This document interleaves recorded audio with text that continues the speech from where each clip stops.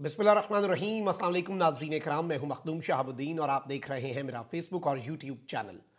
उम्मीद करता हूं आप सब लोग बखैर वाफियत होंगे और जहां भी होंगे अपने अहले खाना समेत खुश भी होंगे और महफूज भी। नाज़रीन इकराम, इय्याका नअबुदु व इय्याका नस्तईन, ऐ अल्लाह हम तेरी इबादत करते हैं और तुझसे ही मदद मांगते हैं। 18 मार्च 2025 मंगल के दिन का आगाज़ हो चुका है। अब से कुछ देर पहले रात की तारीकी में पाकिस्तान तहरीक इंसाफ का और अपोजिशन इत्तेहाद का एक बहुत बड़ा इजलास हुआ है। यह हंगामी इजलास है। पाकिस्तान तहरीक इंसाफ ने आज होने वाले अस्करी क़यादत के साथ जो पार्लिमानी सिक्योरिटी कमेटी का इजलास है उसके लिए ऐलान किया कि हम हर सूरत इसमें शिरकत करेंगे।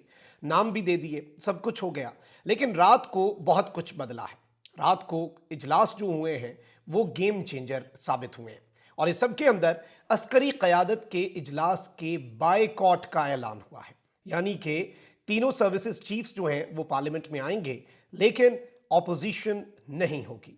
ऑपोजिशन क्यों नहीं होगी? उसमें सिर्फ एक नुक्ता है और वो नुक्ता इमरान अहमद खान नियाजी है। This is one of the biggest surprises जो एस्टैब्लिशमेंट को दिए गए हैं पाकिस्तान की ऑपोजिशन की तरफ से। और ये टर्न ऑफ इवेंट्स हुए किस तरह से, इसमें क्या कुछ तहफ़्फ़ुज़ात हैं, ये मैं सारी डिटेल्स आपके सामने रखता हूं ताकि मंजरनामा जो है वो आपके सामने क्लियर हो जाए। नाज़रीन इकराम, ये पार्लिमानी सिक्योरिटी कमेटी का इन कैमरा इजलास, सिक्योरिटी इस वक्त हाई अलर्ट है और इस इजलास का मकसद भी यही होता है कि ऑपोजिशन के साथ एंगेज किया जा सके। उसकी वजह क्या है? गवर्नमेंट के साथ तो डायरेक्ट जो है मिलिट्री लीडरशिप उसकी एंगेजमेंट होती है और नेशनल सिक्योरिटी कमेटी जो है मेन, एक पार्लिमानी कमेटी है, एक नेशनल सिक्योरिटी कमेटी है। अब जो नेशनल सिक्योरिटी कमेटी है उसमें तो शहबाज शरीफ के साथ और पीपल्स पार्टी के साथ बैठ जाना था मिलिट्री लीडरशिप ने और फैसला कर लेना था। पार्लिमान आने का मकसद यही है कि ऑपोजिशन जमातें जो है उनके साथ एंगेज किया जा सके। अब सिक्योरिटी बीफ्ड अप है। सिर्फ वो एमएनए और वो सेनेटर पार्लियामेंट में जा सकेंगे जिनके नाम जो है वो उनकी पार्टियों ने दिए हुए हैं। इवन एमएनएज और एमपीएस के पार्लियामेंट में दाखिले पर पाबंदी होगी। मीडिया मुकम्मल तौर पर नहीं होगा। इन कैमरा इजलास होगा। सख्त तरीन सवालात होने। 11:30 बजे इस इजलास का टाइम है और ये इफ्तार तक चलना था। लेकिन अब इस इजलास का जो मकसद है वो फौत हो चुका है। वो किस तरह से? अच्छा, रात गए तक बाज़ाब्ता पीटीआई ने यह ऐलान किया कि भाई ये हमारे बंदे हैं, लेकिन हम ये कह रहे हैं कि हमारी इमरान खान साहब से अर्ली मॉर्निंग मुलाकात करवा दें। अगर मुलाकात ना भी करवाई तो भी हम इस इजलास के अंदर जाएंगे और इस इजलास में जाकर हम दमादम मस्त कलंदर करेंगे और ऑपरेशन की मुखालफत according to Imran Khan ideology करेंगे। लेकिन पाकिस्तान तहरीक इंसाफ की क़यादत के ऊपर माइनस इमरान के इल्ज़ामात लगना शुरू हो गए कि भाई इमरान खान से मुलाकात नहीं हो रही, इमरान खान ऑन बोर्ड नहीं है, इमरान खान के इल्म में नहीं है, तो आप कैसे इस इजलास के अंदर जा सकते हैं?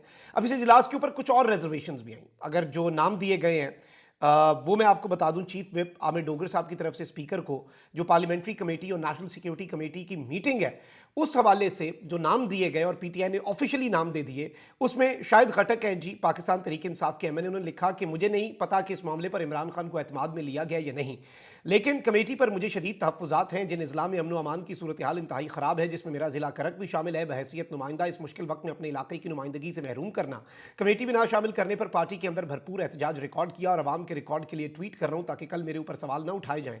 आमिर डोगर चीफ विप के फैसले जाती पसंद नापसंद की बुनियाद पर होते हैं, वो खुद तमाम मेरिट पर पूरा उतरते हैं, मुश्किल वक्त में जल्द गिरफ्तार हो जाते हैं। यानी शाहिद खटक जो है बड़े यंग एनर्जेटिक और इमरान खान के साथ लॉयल शख्सियत है, उन्होंने भी तनकीद कर दी इसके ऊपर। फिर पीटीआई के अंदर से ये आवाज़ें उठना शुरू हो गई कि कहीं ये माइनस इमरान तो नहीं है। साहबजादा हामिद रजा जो है उन्होंने रात को तकरीबन 12 बजे एक ट्वीट किया कि मेरे हवाले से कल की कौमी सलामती कमेटी के इजलास में शिरकत की खबर सही नहीं है।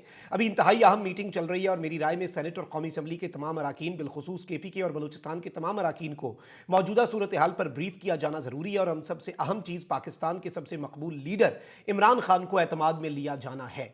अब यहाँ पर नाज़रीन कराम हुआ ये कि कुछ चीज़ें बड़ी डिफरेंट अंदाज में अब आगे बढ़ रही हैं और पीटीआई जो है वो इस सब के अंदर सोलो फ्लाइट लेने के लिए तैयार थी। सोलो फ्लाइट मतलब ऑपोजिशन इत्तेहाद एक बना हुआ है, उसमें तहरीक तहफ़्फ़ुज़ आईन पाकिस्तान में महमूद खान अचकज़ई हैं, मजलिस वहादतुल मुस्लिमीन के अल्लामा राजा नासिर अब्बास हैं, सुन्नी इत्तेहाद काउंसिल के साहबजादा हामिद रज़ा हैं, दीगर जमातें हैं, बलूचिस्तान से जमातें हैं।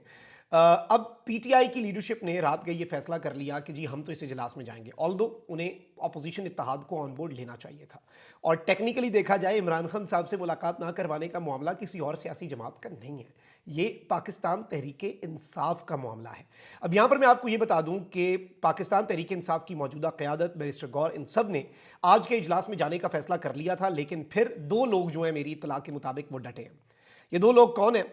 महमूद खान अचकजई और अल्लामा राजा नासिर अब्बास, दो दबंग तरीन शख्सियात ये डट गए। अल्लामा साहब ने कहा कि अगर मसले का संजीदा हल निकालना है तो फिर पार्लियामेंट का मुश्तरका इजलास बुलाएं, बलूचिस्तान और केपी के स्टेक होल्डर्स को बुलाएं, 3 रोज़ा जिरगा करें जिसमें इमरान खान को भी दावत दी जाए और फिर जो फैसला सियासी क़यादत करे उस पर मिलिट्री लीडरशिप अमल करे। अपना ना बताए हमने ये करना है, सियासतदान फैसला करें। अगर कोई ये समझता है कि वो जो कहेगा और सब मान लेंगे और हम जाकर सिर्फ एक फेस के तौर पर चले जाएंगे तो ऐसा नहीं होगा। ये बात बहुत क्लैरिटी के साथ बताई गई। अब यहां पर मैं आपको ये बताऊं कि अखुंज़ादा हुसैन जो हैं, जो कि पीटीआई से भी ताल्लुक़ रखते हैं लेकिन तहरीक तहफ़्फ़ुज़ आईन पाकिस्तान के वो तर्जुमान हैं। अब इन्होंने रात गए एक ऐलान कर दिया और ऐलान ये था कि तहरीक तहफ़्फ़ुज़ आईन पाकिस्तान की क़यादत ने आज हुकूमत की जानिब से बुलाई जाने वाली कौमी असम्बली की सलामती कमेटी के इजलास में शिरकत ना करने का असूली फैसला कर लिया है। जारी करदा तर्जुमान तहरीक तहफ़्फ़ुज़ आईन पाकिस्तान। उसके बाद फौरी तौर पर हमने राब्ता किया जो अखुंज़ादा हुसैन यूसुफ़ज़ई हैं, तहरीक तहफ़्फ़ुज़ आईन पाकिस्तान के तर्जुमान, रात के पिछले पहर, और मैंने उनसे पूछा कि पीटीआई ऑन बोर्ड है कि नहीं, क्योंकि आपकी लीडरशिप ये कह चुकी है कि जी हम इस इजलास में जा रहे हैं। अखुंज़ादा हुसैन ने कहा कि जी एक पीटीआई का बड़ा अहम तरीन इजलास अभी चल रहा है, यानी 18 तारीख की रात, ये अब से चंद घंटे पहले, तो उस इजलास में कुछ चीज़ें जो हैं उस पर फैसला होगा तो फिर हम आपको बताएंगे। अब जो फैसला है वो बाज़ाब्ता तौर पर नाज़रीन कराम इस वक्त कम्युनिकेट कर दिया गया और एक जानिब तो शेख वकास जो हैं उन्होंने एक ट्वीट किया है जो कि मरकजी सेक्रेटरी तलात है। उन्होंने कहा कि 18 मार्च 2025 को पाकिस्तान तहरीक इंसाफ की सियासी कमेटी का हंगामी इजलास मुनक्किद हुआ। जो पॉलिटिकल कमेटी इमरान खान साहब ने बनाई हुई है, ये कोर कमेटी से ऊपर वाली कमेटी है और इसमें पार्लियामेंट की सलामती कमेटी में शिरकत के बारे में गुफ्तगू की गई। तमाम मेंबरान ने फैसला किया कि पार्टी सलामती कमेटी की मीटिंग में उस वक्त तक शिरकत नहीं करेगी जब तक हमारे लीडरान को इमरान खान से मुलाकात की इजाज़त नहीं दी जाती। इससे पहले पीटीआई की पॉलिसी ये थी कि इजाज़त दी जाए, हम दरख्वास्त कर रहे हैं, उन्होंने लेटर भी लिखा, लेकिन अगर ना भी हमें मुलाकात की इजाज़त दी गई तो हम इस इजलास में जाएंगे और अपना मौक़िफ़ जो है वो रखेंगे, मैदान खाली नहीं छोड़ेंगे। लेकिन रात गए पीटीआई के अंदर एक बहुत स्ट्रॉन्ग रेजिस्टेंस हुई और लोगों ने कहा कि जी बिल्कुल आपने इमरान खान साहब को इस तरह से माइनस नहीं करना, आप निज़ाम को बता दें कि इमरान खान के साथ उसकी मर्जी और मंशा के साथ इजलास में शिरकत होगी, वरना इजलास निश्चित। अब इजलास के अंदर तो देखिए मैंने बार बार ये बात की कि पार्लियामेंट में मिलिट्री लीडरशिप के आने का मकसद, the only purpose is opposition के साथ एंगेज करना। गवर्नमेंट के साथ तो ऑलरेडी एंगेज कर रहे होते हैं रोजाना की बुनियाद पे, ऑफिशियली ये तकाजा भी है उनके काम का, उनकी जॉब डिस्क्रिप्शन भी है। ऑपोजिशन अगर नहीं होगी और इस इजलास का अगर बायकॉट करेगी तो इससे बड़ा सरप्राइज पाकिस्तान की हालिया तारीख में पाकिस्तान की एस्टैब्लिशमेंट को नहीं मिला होगा। और अब पाकिस्तान तहरीक इंसाफ ने ऑफिशियली भी अनाउंस कर दिया, पीटीआई ऑफिशियल का ट्वीट आया अब से कुछ मिनट पहले कि 18 मार्च 2025 को पाकिस्तान तहरीक इंसाफ की सियासी कमेटी का हंगामी इजलास मुनक्किद हुआ जिसमें पार्लियामान की सलामती कमेटी में शिरकत के बारे में गुफ्तगू हुई। तमाम मेंबरान ने फैसला किया है कि तहरीक इंसाफ सलामती कमेटी की मीटिंग में उस वक्त शिरकत नहीं करेगी जब तक हमारे पार्टी नुमाइंदों को साबिक वज़ीर आज़म इमरान खान से मुलाकात की इजाज़त नहीं दी जाती। तहरीक तहफ़्फ़ुज़ आईन पाकिस्तान ने पहले ऐलान कर दिया भाई हम नहीं जा रहे। फिर उसके बाद पीटीआई की जो सियासी कमेटी है, पॉलिटिकल कमेटी, उसका हंगामी इजलास हुआ और उसमें ये फैसला हुआ। अब यहाँ पर मैं आपको ये बता दूं कि आज कुछ प्रेस कॉन्फ्रेंसेस बुला ली गई हैं और इस कौमी सलामती के जो पार्लिमानी कमेटी है कौमी सलामती की, उसके इजलास से पहले एक प्रेस कॉन्फ्रेंस होगी। तहरीक तहफ़्फ़ुज़ आईन पाकिस्तान की क़यादत हुकूमत की जानिब से बुलाए गए पार्लियामेंट के सलामती कमेटी इजलास में शिरकत न करने के फैसले पर कौम को एतमाद में लेगी, अपनी पोजीशन और वजूहात से आगाह करेगी। और मेरी इत्तलात ये है, जो मेरी बात हुई है, कि आज सुबह 10 बजे खैबर पख्तूनख्वा हाउस में एक इंतहाई अहम तरीन प्रेस कॉन्फ्रेंस होगी और पीटीआई की क़यादत भी इसमें होगी और तहरीक तहफ़्फ़ुज़ आईन पाकिस्तान की क़यादत भी इसमें शामिल होगी।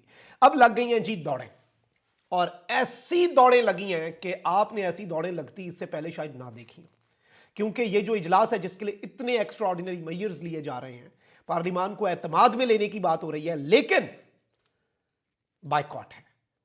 और बायकॉट खत्म कौन कर सकता है? एक शख्स।